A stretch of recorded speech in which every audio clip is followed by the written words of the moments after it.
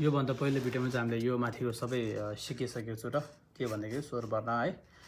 चारवटा इकार उकार एकार उकारहरू हामीले पढिसकेको छु। अब त्यो चाहिँ हामीले व्यञ्जन वर्णमा जोड्दाखेरि कसरी पढ्नुपर्छ भन्दाखेरि यसलाई यहाँ कि मात्रै दिएको छ हैन। हुन त यो पढ्दाखेरि बिस्तारै बोलिस पढ्दाखेरि कि पढ्नुपर्छ। फर्स्टमा हामीले अब स्पेलिङ गरेर पढ्दाखेरि चाहिँ कसरी पढ्नुपर्छ भन्दाखेरि जस्तै फर्स्टमा हामीले यो माथिको मात्रै कसरी पढ्यो घिगु भन्यो घिगु भनेर पढ्यो हैन। अब यहाँ जोड्दाखेरि का घिगु कि भयो का घिगु कि का शब्क्यु कु का ड्याङ्बो के का नारो को हो यसरी।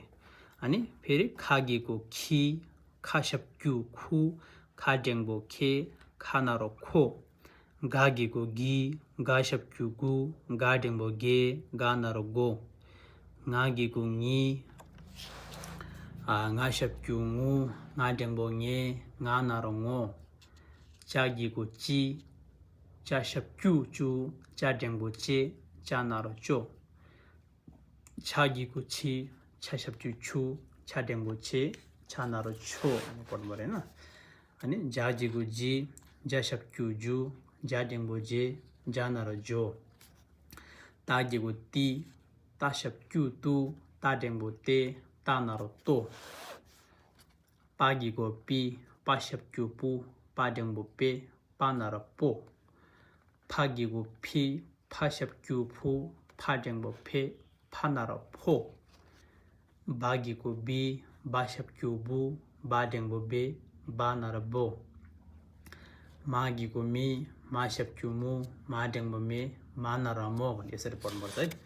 यहाँ चाहिँ अब सबैमा लेखेको छैन रहेछ, सबैमा जोडेर हामीले पढ्नुपर्ने हुन्छ र यसमा चाहिँ यतिसम्म मात्रै जोडेको रहेछ र हामीले अर्को फेरि यो बाँकी भएको व्यञ्जन वर्णलाई जोडेर पढ्छ कसरी पढ्नुपर्छ भन्दाखेरि अघि मामा पुगेको थियो हैन। अब जस्तै यहाँ इकारलाई चागीको ची चा शब्क्यु चु चा ड्याङ्बो चे चा नारो चो छागीको छि चा शब्क्यु छु चा ड्याङ्बो छे चा नारो छो जागीको जी जा शब्क्यु जु जा ड्याङ्बो जे जा नारो जो। यसमा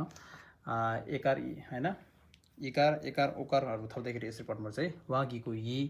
वा शब्क्यु उ वा ड्याङ्बो ये वा नारो वो शागीको सी शा शब्क्यु सु शा ड्याङ्बो शे शा नारो शो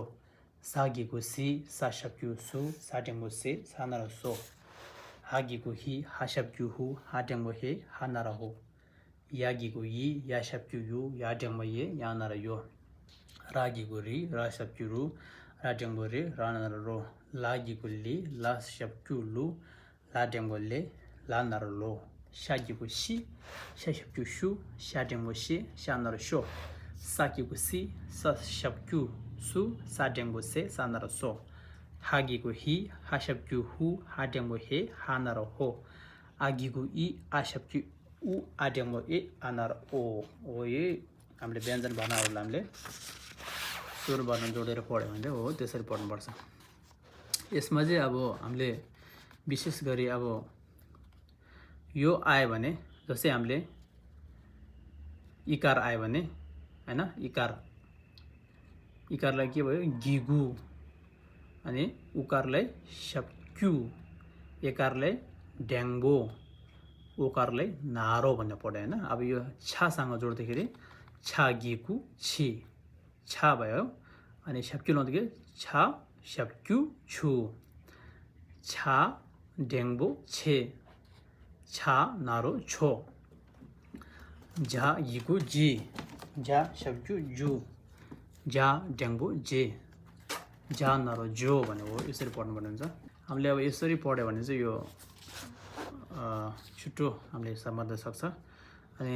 सकेसक्दो यसले चाहिँ अब सकेसक्दो पढिरहनु पर्छ हैन, पढिराख्यो भने चाहिँ हामीले अक्षर चिन्न सजिलो हुन्छ। जस्तै यहाँ एउटा पढ्दाखेरि मागीको मी मा शब्क्यु मो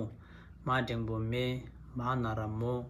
भागीको बी बा शब्क्यु बु बा ड्याङ्बो बे बा नारा बो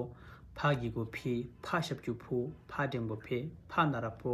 पागीको पी पा शब्क्यु पु पा ड्याङ्बो पे पा नारा पो तागीको ती ता शब्क्यु तु ता ड्याङ्बो ते ता नारा तो जागीको जी जा शब्क्यु जु जा ड्याङ्बो जे जा नारा जो छागीको छि छा शब्क्यु छु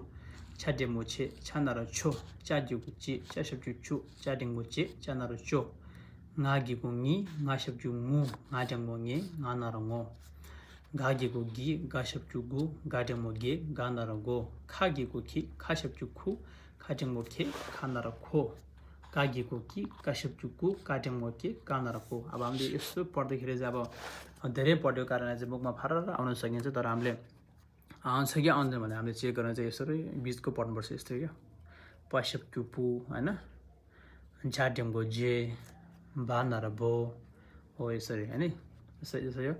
फानरफो फाड्यमको फे पाशप्क्युपु फागीको फी हैन छानर छो छाड्यमको छे छाशप्क्युछु छागीको छि हैन खानरखो खाड्यमको खे खाशप्क्युखु खागीको खी हो यसरी पढ्नु पर्छ है